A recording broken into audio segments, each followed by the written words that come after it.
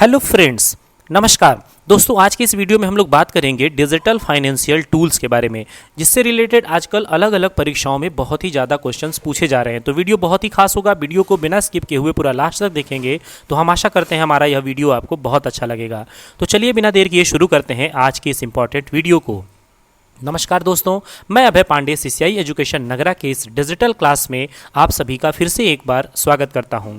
दोस्तों, triple C और O level के चैप्टर 8 के अंतर्गत आपको digital financial tools and application नाम का चैप्टर मिल जाता है, जिसमें अलग अलग तरीके के डिजिटल ट्रांजैक्शनल प्लेटफॉर्म और डिजिटल ट्रांजैक्शन टूल्स वगैरह जो है आपको मिल जाते हैं। तो उनसे रिलेटेड आज टॉप 25 लाइनर क्वेश्चन हम आपके लिए लेकर के आए हैं, जो कि आपके लिए बहुत ही ज़्यादा खास होगा। तो आप जल्दी से पेन और कॉपी उठा लीजिए और फटाफट इनको अपने नोट्स पर नोट कर लीजिए और इन्हें लर्न कर लीजिएगा।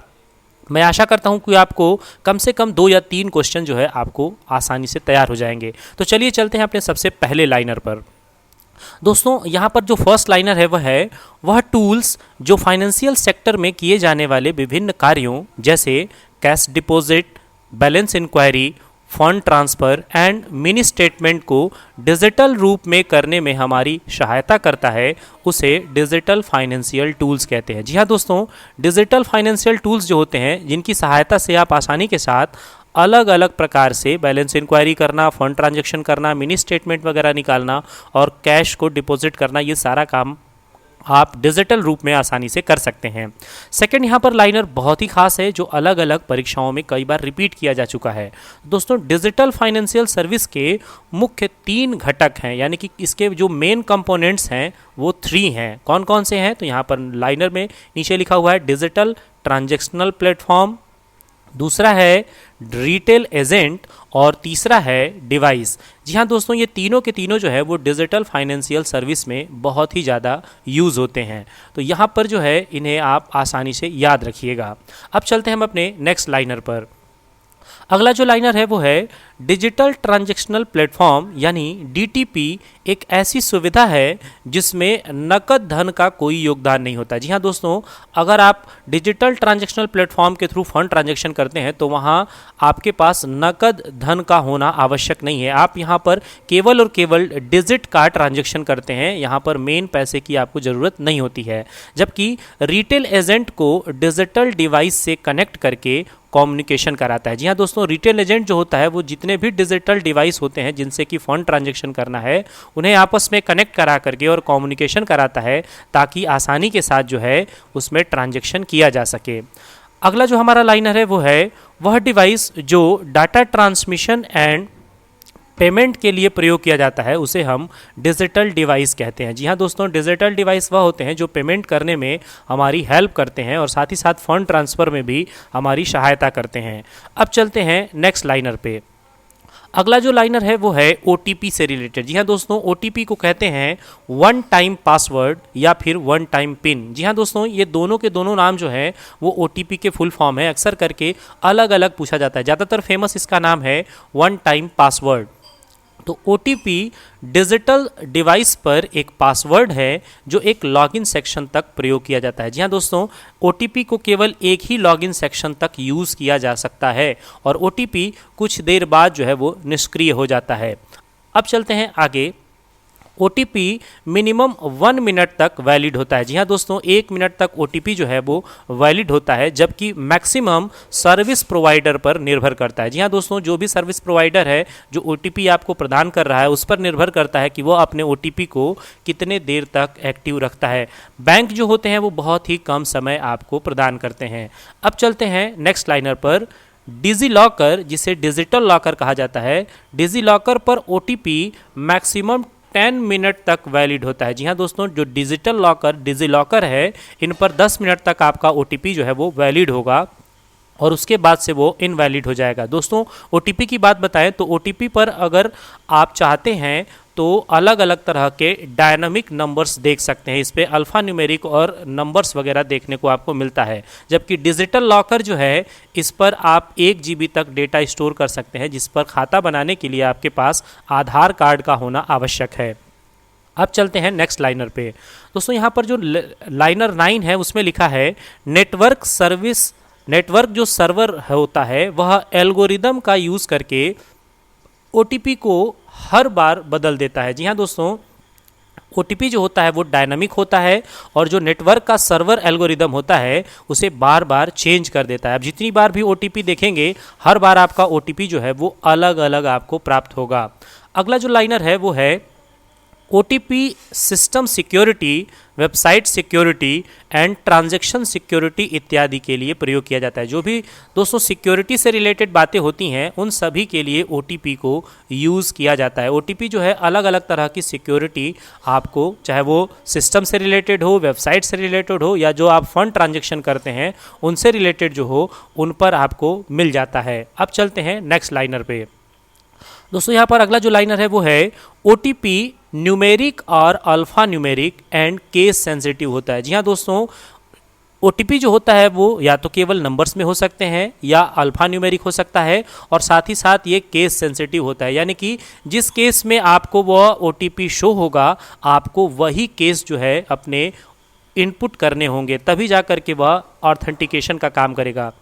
दोस्तों ये OTP authentication and 2 step verification में हर बार यूज़ किया जाता है। अगर आप ऑथेंटिकेशन यानी प्रमाणीकरण करना चाहते हैं या 2 स्टेप वेरिफिकेशन करना चाहते हैं तो आपको OTP हर बार प्रयोग करना होगा।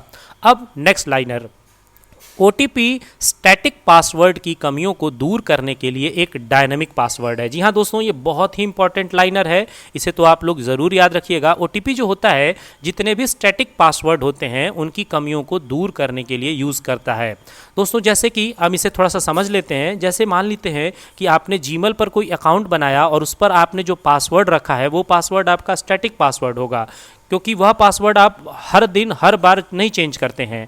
जबकि अगर आप अपने जीमेल अकाउंट पर 2 स्टेप वेरिफिकेशन लगा देते हैं तो जितनी बार आप स्टैटिक पासवर्ड अपना देते हैं उस स्टैटिक पासवर्ड के बाद आपके पास एक OTP आता है जो कि डायनामिक पासवर्ड होता है, यानी हर बार ये बदलता रहता है और जब आप वह पासवर्ड यूज़ करते हैं तब जा कर के आपका ईमेल लॉगिन होता है। दोस्तों अगर आपको नहीं पता कि जीमेल पर कैसे अपना आप 2 स्टेप वेरिफिकेशन करेंगे, यानी कि 2 स्टेप वेरिफिकेशन का कार्य अपने जीमेल पर आप कैसे करेंगे, कैसे हर बार आप डायनेमिक पासवर्ड मंगवाएंगे, तो दोस्तों ऊपर आई बटन पर आप क्लिक करके और हमारे इस वीडियो को देख लीजिए। आप आसानी के साथ अपने जीमेल अकाउंट पर 2 स्टेप वेरिफिकेशन लगा सकते हैं। अब चलते हैं नेक्स्ट लाइनर पे।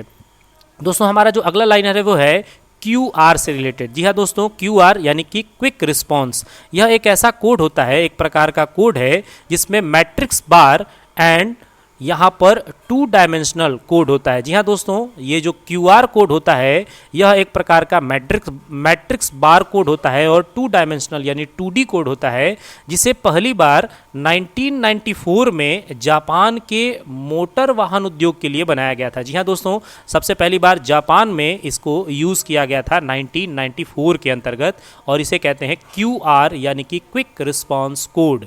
अब अगला जो लाइनर है वह तो बहुत ही खास है। दोस्तों यहाँ पर लिखा है QR में 7089 डिजिट होते हैं। जी हाँ दोस्तों, QR का जो कोड होता है उसमें 7089 डिजिट का कोड होता है। इसमें आपको numeric, alpha numeric, binary and kanji का यूज़ किया जाता है। जी हाँ दोस्तों, कांजी के बारे में हम थोड़ा सा आपको बता दें तो कांजी जो है एक प्रकार का चाइना का एक लिपि है जिसका यूज़ जो है जापान के अंतर्गत QR कोड में किया जाता है। इसमें नंबर, अल्फ़ा न्यूमेरिक, बाइनरी और कांजी का यूज़ किया जाता है और आप इस बात को तो याद रखिएगा ही कि एक QR में कुल 7089 डिजिट यूज़ किए जाते हैं। अब चलते हैं नेक्स्ट लाइनर पे। हमारा जो नेक्स्ट लाइनर है वो है QR कोड में एक वाइट बैकग्राउंड पर स्क्वायर ग्रिड होता है। जी हाँ दोस्तों, आपका जो QR कोड होगा उसका बैकग्राउंड वाइट कलर का होता है और उस पर एक स्क्वायर ग्रिड होता है जिसे आप कैमरे के द्वारा रीड करते हैं। दोस्तों आप अक्सर करके अलग अलग प्रोडक्ट पर QR कोड देखे होंगे जिनको कैमरे के द्वारा या किसी ऐसे डिजिटल डिवाइस के द्वारा स्कैन किया जाता है जो उसको आसानी से रीड कर सके। नेक्स्ट लाइनर दिया हुआ है QR कोड में डाटा हॉरिजॉन्टल एंड वर्टिकल दोनों रूप में होता है। जी हाँ दोस्तों, जो QR कोड होता है उसमें हॉरिजॉन्टल एंड वर्टिकल दोनों तरह से कोड लिखा गया होता है और आपको बता दें कि एक QR कोड में जो स्क्वायर होता है वह QR के केवल 3 कॉर्नर पर दिखाई देता है। अब चलते हैं नेक्स्ट लाइनर पर।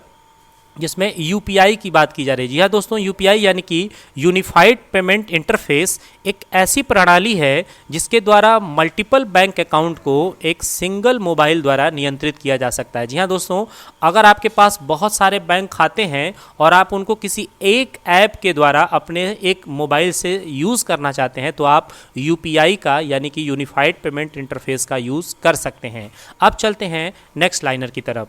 दोस्तों, आपके यहाँ पर एनपीसीआई की बात हो रही है। एनपीसीआई का पूरा नाम है national payment corporation of India. ये तो बहुत बार अलग अलग परीक्षाओं में पूछा गया है, तो फुल फॉर्म्स जहां जहां दिए गए हैं उनको भी आप याद रखिएगा। एनपीसीआई यानी national payment corporation of India ने 21 सदस्य बैंकों के साथ पायलट प्रोजेक्ट लॉन्च किया था। जी हाँ दोस्तों, पायलट प्रोजेक्ट जो है ये 21 सदस्य बैंक जो एनपीसीआई से जुड़े थे, इन्होंने सबसे पहली बार इसको लॉन्च किया था और ये 11 अप्रैल 2016 को मुंबई में तात्कालिक गवर्नर आरबीआई के रघुराम जी राजन द्वारा किया गया था। जी हाँ दोस्तों, 2016 में भारत के गवर्नर के तौर पर डॉक्टर रघुराम जी राजन थे। इनके बाद से गवर्नर उर्जित आर पटेल हुए, जिनके शासनकाल में यानी कि जिनके समय में गवर्नर ने नोटबंदी के लिए अलग अलग नोट्स को अलाउ किया था। और अभी वर्तमान की अगर बात की जाए तो भारत के वर्तमान गवर्नर शक्तिकांत दास हैं। अब चलते हैं नेक्स्ट लाइनर पे। दोस्तों, यहाँ पर जो 19 नंबर का लाइनर है वो है 25 अगस्त 2016 से बैंकों ने अपना UPI app Google play store पर अपलोड करना शुरू कर दिया। जी हाँ दोस्तों, सबसे पहली बार 25 अगस्त 2016 में पहला UPI app Google play store पर लॉन्च किया गया था और उसके बाद अलग अलग बैंक ने अपना अलग अलग यूपीआई ऐप गूगल के प्ले स्टोर पर अपलोड कर दिया है। अब चलते हैं नेक्स्ट लाइनर पे।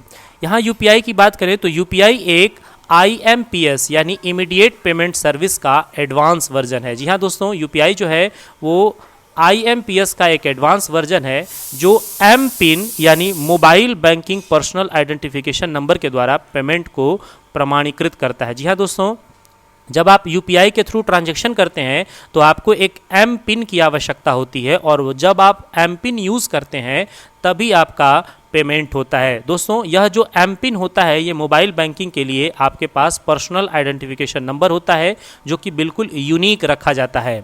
अब चलते हैं नेक्स्ट लाइनर पे।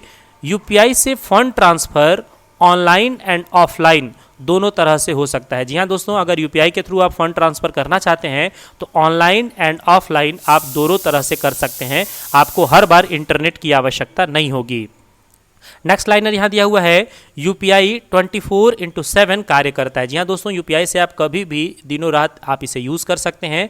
इसमें 2 फैक्टर ऑथेंटिकेशन पेमेंट होता है जो कि आपके पेमेंट को सिक्योर बनाता है। जी हाँ दोस्तों, आप जब यूपीआई ऐप ओपन करते हैं तब भी आपको यहाँ पर अपना पासवर्ड यूज़ करना होता है और जब आप ट्रांसफ़र करते हैं फंड को तो उस टाइम भी आपको अपना पासवर्ड यूज़ करना होता है जो कि आपके पेमेंट को सिक्योर बना देता है। अब चलते हैं नेक्स्ट लाइनर पे। नेक्स्ट जो लाइनर है वो है यूपीआई में बार कोड स्कैन एंड पे की सुविधा होती है। जी हाँ दोस्तों, यूपीआई के थ्रू अगर आप ट्रांसफ़र करना चाहते हैं तो आप किसी बार कोड को स्कैन करके और उसके थ्रू भी आप अपना ट्रांसफ़र कर सकते हैं। जैसे कि आप पेटीएम वगैरह में चाहे तो आसानी से स्कैन करके और पेमेंट करने का काम कर सकते हैं।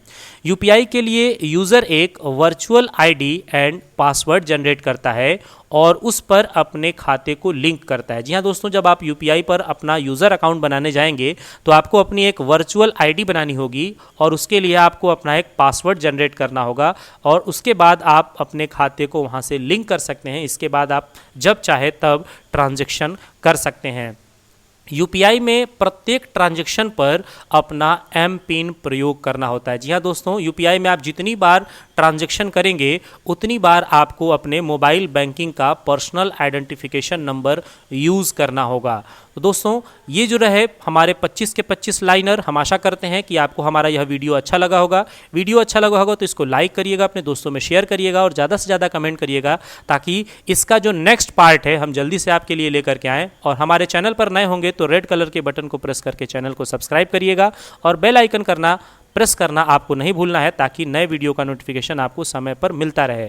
मिलते हैं अगले कुछ खास वीडियो में, तब तक के लिए थैंक यू फ्रेंड्स, जय हिंद।